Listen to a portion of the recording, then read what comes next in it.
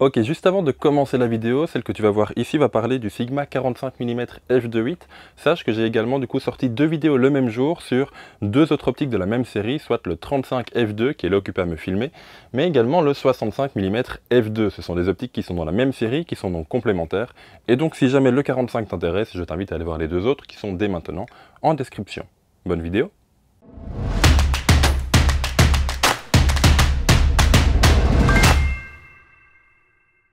Ok, bonjour tout le monde, j'espère que vous allez bien. On se retrouve aujourd'hui pour une nouvelle vidéo où je vais vous parler du Sigma 45 mm f2.8. C'est un objectif qui est très surprenant de par sa focale, un peu comme le 65. 45 mm, on pourrait se demander un petit peu, mais pourquoi est-ce qu'ils ont choisi ça? Pourquoi est-ce qu'ils n'ont pas choisi un 50 ou un 35? Bien, tout simplement parce que 35 ou 50, ça ne correspond pas à tout le monde. Généralement, lorsqu'on va chercher un premier objectif, en plus de l'objectif de kit qu'on a acheté avec son appareil, on va se faire conseiller un 50 ou un 35 mm. Et pourtant, il y a des gens qui trouvent que le 35 est trop large et que le 50 est trop serré et qu'il manque un entre-deux. L'entre-deux, le voici, le Sigma 45 mm.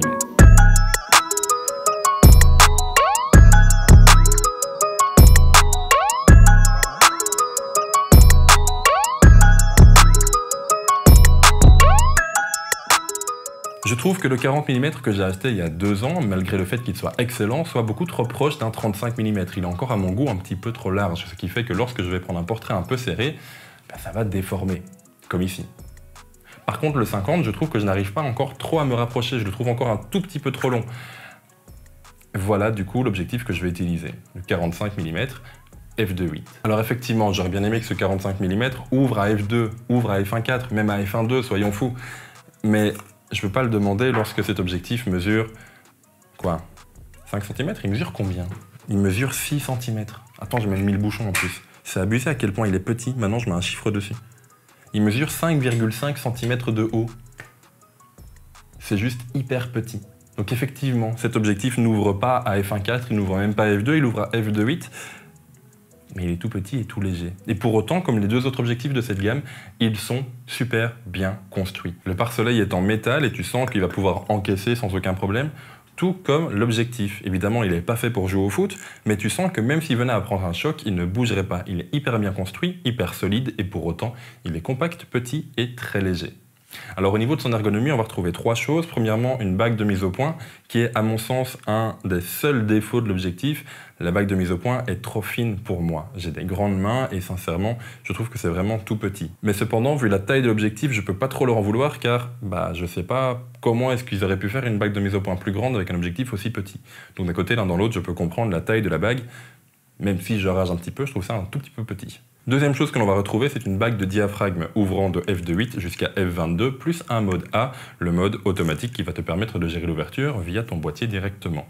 Et troisièmement, un bouton pour passer de autofocus à manuel focus. L'objectif fait la mise au point jusqu'à 24 cm, c'est bien ça du coup, et il n'est pas stabilisé. Seulement, c'est pas vraiment grave, les boîtiers pour lesquels il est conçu, soit les boîtiers Sony en monture E et les boîtiers Lumix, notamment en monture L, je sais qu'il y a également des boîtiers Sigma, sont eux stabilisés la plupart du temps. Le FP de chez Sigma, je ne pense pas qu'il le soit, mais les boîtiers S1, S1R, S1H, S5 de chez Lumix le sont. C'est bien évidemment un objectif qui est conçu pour du plein format, mais tu peux également l'utiliser, comme je l'ai fait, sur un APS-C, avec notamment le Sony A6600. Et ça fonctionne plutôt bien, ça fait du coup une focale qui est équivalente à un 67,5 mm, histoire d'être précis une fois dans cette vidéo, et ça fait du coup un petit téléobjectif qui est plutôt sympa. Et avoir un petit téléobjectif de cette taille-là, c'est vraiment un petit téléobjectif. Bon, arrêtons 2 secondes de parler de sa taille et parlons un petit peu de ses qualités optiques, parce que oui, il est également très bon optiquement. Commençons par le défaut, il vignette. Tout comme le 35 et le 65, de la pleine ouverture jusqu'à f4, voire f5.6, il vignette un petit peu sur les bords. Le vignettage, si jamais tu ne sais pas ce que c'est le fait que les bords de l'image soient plus sombres que le centre. Personnellement, ça ne me dérange pas, car quand il n'y a pas de vignettage, j'en rajoute, de façon à guider l'œil du spectateur vers le centre de l'image, où généralement je place mon sujet. C'est pas toujours le cas. Et si jamais le vignettage te dérange, il y a déjà des profils Lightroom de disponibles pour corriger ça. Tu as juste à cocher une seule case et le vignettage disparaît. Lightroom gère vraiment bien ça d'ailleurs. Au niveau de son piqué, l'impression de netteté de l'image, c'est vraiment très très bon également. Même lorsque tu zoomes dans la photo, si tu dois recadrer un petit peu pour zoomer un peu dans l'image, tu vas pas perdre en qualité. Le piqué est toujours là, ton image sera toujours bien nette. L'autofocus, quant à lui, est comme le 35 et le 65, très bon. Il met une toute petite seconde à accrocher, mais lorsqu'il a accroché l'œil, notamment avec les derniers boîtiers Sony, il ne va pas le lâcher. Et ça, c'est vraiment agréable lorsque tu fais du portrait ou, comme pour moi à l'instant, du facecam avec l'écran retourné. Ça fonctionne toujours trop bien, j'ai un petit carré sur mon œil, on dirait un peu Terminator. Mais du coup, ça fonctionne super bien. On va juste rapidement tester l'autofocus du 45-2.8. Alors c'est un rapide test fait comme ça à la va-vite, hein, mais en gros, il ne lâche jamais. Voilà, voilà. C'est génial. Même quand on part du cadre et qu'on revient. Alors je sais que là, il est mis sur la C-Test3, que la C-Test3 est génial au niveau de l'autofocus. Mais voilà, l'optique ne lâche pas non plus et on peut se rapprocher très très près. Coucou. Voilà.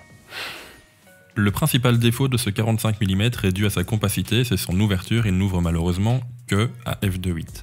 Alors je dis que en marquant un temps d'arrêt dessus, car les boîtiers pour lesquels il est construit, soit la monture E de chez Sony et la monture L, offrent des montées en ISO tout à fait incroyables et du coup permettent de compenser cette petite ouverture. Alors effectivement, du coup on n'aura pas une profondeur de champ, on n'aura pas un flou d'arrière-plan juste magnifique comme on pourrait avoir sur des optiques qui ouvrent à f1.4 voire f1.2, mais on y gagne sur plusieurs autres points, comme de 1 la compacité dont je vous ai déjà parlé, mais également le prix et la rapidité de l'autofocus. Pour le reste, d'un point de vue optique, effectivement, il vignette, on en a déjà parlé plus tôt dans cette vidéo, mais pour le reste, rien à signaler. La qualité optique est vraiment excellente et le rendu des couleurs est, je trouve, très très bon. Bref, tu l'auras compris, du coup, le Sigma 45 mm f2.8 est un objectif que j'aime énormément, pour lequel on pourrait lui reprocher plein de choses, comme son manque d'ouverture par exemple. Mais une fois que vous l'aurez pris en main, je pense que vous aurez compris à quel point cet objectif est plaisant à utiliser de par sa taille, de par sa focale qui personnellement me correspond bien, mais ça de nouveau c'est une histoire de goût. Certains préféreront le 35, d'autres le 50. Moi je dois bien avouer que je préfère le 45. Bref, si vous avez aimé la vidéo, n'hésitez pas à laisser un j'aime, un commentaire et pourquoi pas à vous abonner à la chaîne, histoire d'être tenu au courant des nouvelles sorties de vidéos. Un tout grand merci à Sigma France pour le prêt de ces 3 merveilleux objectifs. Quant à nous, on se retrouve jeudi prochain à 18 h pour une nouvelle vidéo. Alors en attendant, prenez soin de vous et puis à la prochaine. Ciao tout le monde.